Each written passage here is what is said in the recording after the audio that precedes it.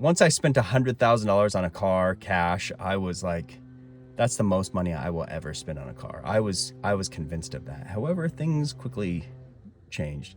It's a good day. If you're enjoying the content, please be sure to like and subscribe. We really do appreciate that. So thank you so much. I did want to address something from the comments. The comments say something to the effect of, tell us how you basically went from a work van to owning a McLaren Senna. Right? However, I want to address a couple of things. One is, I never owned all of these cars at once. I didn't have enough money to do so. So the agreement with my wife was that if I had no debt, so if we had paid off the house, etc., and I could buy the cars cash, I could essentially buy whatever I want.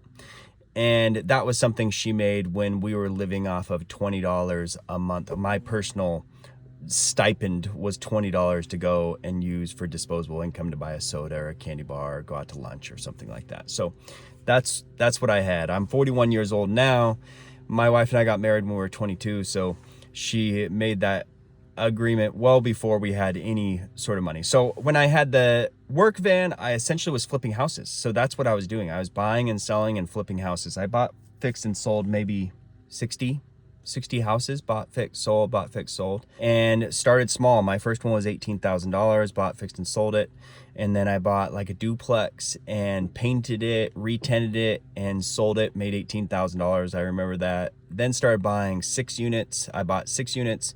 Then I bought 16 units, then I bought 30 units, then I bought 60 units, then I bought 144 units. And then anyway, I just kept buying. I would take all of the excess funds that I had from flipping houses and I would put it in towards apartments, long-term, multifamily housing. And a lot of that stuff was Class C stuff that I had to go and find a good deal on.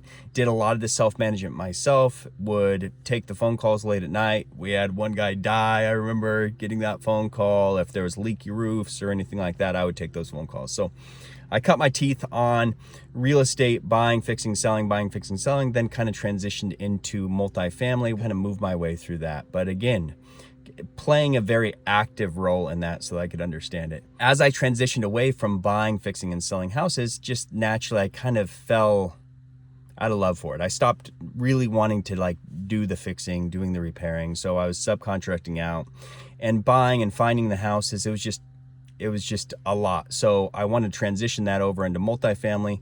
And again, I was able to do that by buying, fixing, selling, smaller complex, starting with a duplex and 6 units and kind of transitioning my way through there. Then I used that same cargo van to start River City Flooring. River City Flooring is an import company. We primarily import out of Cambodia and Indonesia and some out of Vietnam now. I don't actively manage that business anymore. However, we still import a couple 100,000 feet a year, sell and install it to the end user. So that's kind of the thing.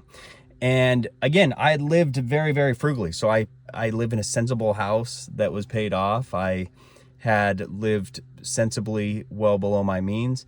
And I started buying and selling cars. And essentially, and in doing that, I just kind of it's the story of putting the camel's nose in the tent a little bit. So my first car was the 911 Carrera S. That got my juices going, and that was $100,000. And once I spent $100,000 on a car cash, I was like, that's the most money I will ever spend on a car. I was convinced of that. However, things quickly changed. So I went through kind of a chase through speed of having faster cars that could do and perform well on track. And again, I was having these other businesses that as we'd sell and buy new properties, it would throw off cash, right? And so eventually I had enough money to be able to buy the Senna cash. Went over there, inspected it, and did that whole thing. It was $1.1 million. And at the time, I think I ended up owning a few more cars. So that was the most cars that I've ever owned at once. So it was the McLaren Senna. I owned the 720 Spider, and then the McLaren 650S GT4, and then a McLaren 650S, just a regular 650S. That was 4 McLarens. I think I had, I don't know, it was like $2 million. And then somewhere along the way at age 40, I woke up and realized this isn't fun. Like I don't find joy in this. Like it seemed obviously egregiously impractical on a lot of levels. I didn't enjoy driving it just simply because of the risk factor of driving a car, $1 million car on the road, and putting on the track just seemed unsafe. However, I did do it, but it just seemed like long term, that's not something I want to continually track as $1 million car without insurance, unless I was willing to pay an exorbitant fee for track insurance. I had all 3 of those cars, and it just got to a point where I didn't understand the point of having them. I still don't understand the point of having. I have 3 Porsches now, and I don't not every day, but a lot of days I question, why do I even have these cars? Like, point A to point B. At this point now, I can comfortably say that I don't own these cars for ego. I will say that buying $1 million car, looking back on that now, that was probably super fueled by, hey, I just bought $1 million car, and what I thought that said about myself. And the truth is it just says that I'm ridiculous in some ways. So it is what it is. I learned it was an incredible amount of fun. I was able to sell it and not lose any money. The McLaren 720S I lost $70,000 on. So if you want to talk about a car hack that did not go well, that was it. All the other cars I owned was basically a break even, or I made a little bit of money on them. Surprisingly, I was able to buy a lot of stuff used and be pretty calculating in that. That's how I ended up with a McLaren Senna.